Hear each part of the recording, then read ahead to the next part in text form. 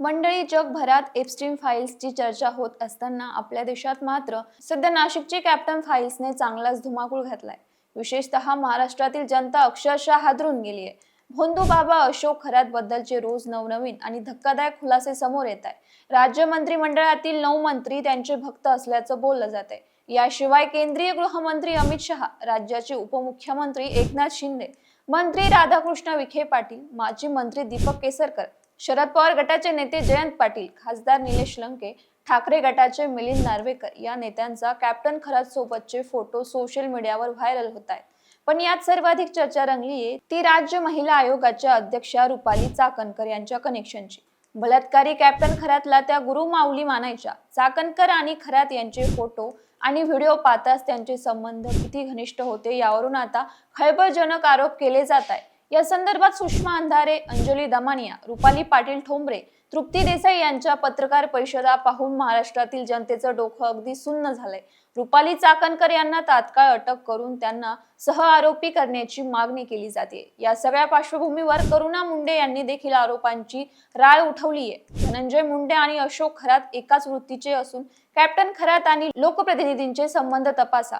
खरातला राष्ट्रवादीचं पाठबळ आहे असं करुणा मुंडेंनी म्हटलंय. त्यांनी केलेले आरोप काय आहेत? धनंजय मुंडेवर झालेल्या आरोपांबद्दल काल परळीत त्यांनी कोणते गौप्यस्फोट केला आणि रुपाली चाकणकर यांच्या राजीनाम्याच्या संदर्भात राष्ट्रवादीची भूमिका काय आहे? या प्रश्नांची उत्तरे आपण या व्हिडिओच्या माध्यमातून जाणून घेणार आहोत. नमस्कार, मी गीतांजली आणि आपण पाहत आहात दे दणका.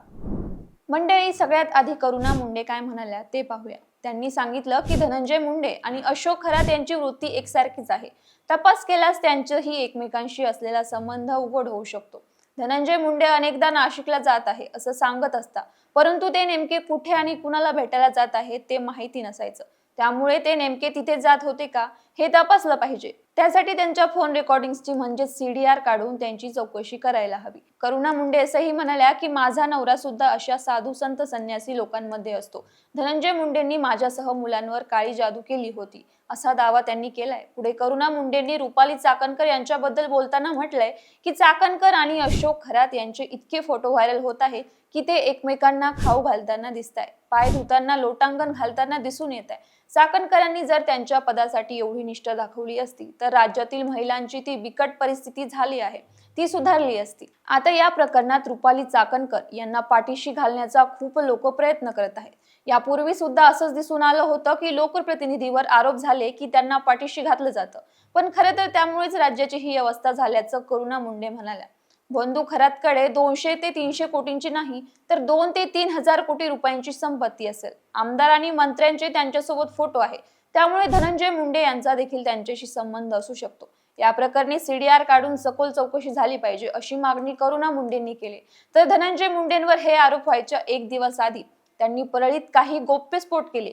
गुढीपाडव्याच्या मुहूर्तावर आयोजित एका कार्यक्रमात बोलताना ते म्हणाले की ज्यावेळी नगरपालिकेच्या निवडणुका चालू होत्या त्यावेळी महाराष्ट्रभर निवडणुकीचं वातावरण होतं, पण मी मात्र वेगळ्याच वातावरणात होतो. सर्वदूर एकट्या धनंजय मुंडेंना बदनाम करण्यासाठी जे काही करता येईल त्याकरिता महाराष्ट्रातील मोठमोठे नेते सर्व काही करत होते. शेवटी मला असं वाटलं की आपल्यामध्ये नक्कीच काहीतरी आहे म्हणून हे आपल्याला संपवायला निघाले. त्यांना असं वाटत असेल का हा बाबा आपल्याला पुरून उरला, कारण त्या परिस्थितीत सगळं वातावरण म्हणजे social media, electronic media, print media, युट्यूबचे चॅनल असतील, सगळ्यांनी एवढं घाण केलं होतं. पण तरीही अशा परिस्थितीत सुद्धा परळीच्या मायबाप जनतेने महायुतीला पाठिंबा दिला आणि ऐतिहासिक विजय मिळवून दिला असं धनंजय मुंडेंनी म्हटलं. त्यामुळे आता कॅप्टन अशोक खरात प्रकरणाबद्दल करुणा मुंडेंनी केलेले आरोप सुद्धा तथ्यहीन आहेत असा दावा मुंडे समर्थकांकडून केला जातोय.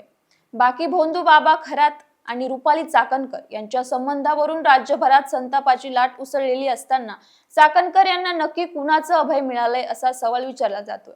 रुपाली चाकणकर यांचा खरा चेहरा जगासमोर आला असून राज्य महिला आयोगावरून त्यांची तात्काळ हकालपट्टी करावी अशी मागणी जोर धरत असतानाही राष्ट्रवादीचे वरिष्ठ मंडळी मात्र मूग गिळून गप्प असल्याचं बघायला मिळतंय.